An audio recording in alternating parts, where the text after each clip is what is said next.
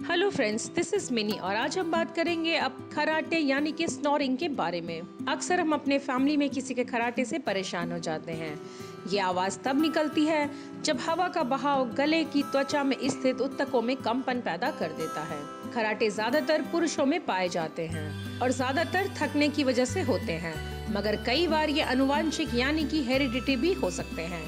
उम्र के साथ ये प्रॉब्लम बढ़ने लगती है, मगर 70 साल के बाद ये समस्या पुरुषों में कम होने लगती है।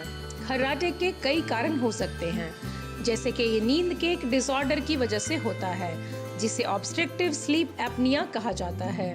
अगर आपको बताए गए इन प्रॉब्लम्स में से कुछ भी हो तो आप डॉक्टर से तुरंत कंसल्ट करें, जैसे कि सोते समय नाक से आवाज का आना, दिन में नींद का आना, ध्यान देने यानी कि फोकस रखने में कठिनाई होना, सिर दर्द का बना रहना, रात को सोते समय दम घुटना या सांस का फूलना, रात को चेस्ट में यानी सीने में दर्द का होना, खराटे की ज्यादा आवाज आना। खराटे से बचने के कुछ उपाय हैं जो आप घर में ही आजमा सकते हैं। उपाय नंबर 1, अगर आप में मोटापा है तो वजन कम करें। वजन ज्यादा होने से गले की चर्बी बढ़ जाती है, इस वजह से खराटे ज्यादा आते हैं।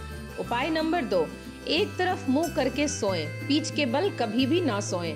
इसकी वजह से जीभ तालू से चिपक जाती है और इस वजह से खराटे आने लगते हैं। उपाय नंबर 3, नाक की रुकावटों का जरूर इलाज करें। नाक में एलर्जी या नेजल सिम्टम्स यानी कि नाक के बीच दीवार की असमानता से भी खराटे हो सकते हैं। रोजाना आप अपने नाक की अच्छी से सफाई करें।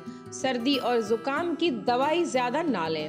उपाय नंबर 4, ये उपाय बेहद ही कारगर है, जिससे आपको इंस्टेंट खराटों से छुट्टी मिल सकती है। इसके लिए आप नेजल स्ट्रिप्स को यूज करें।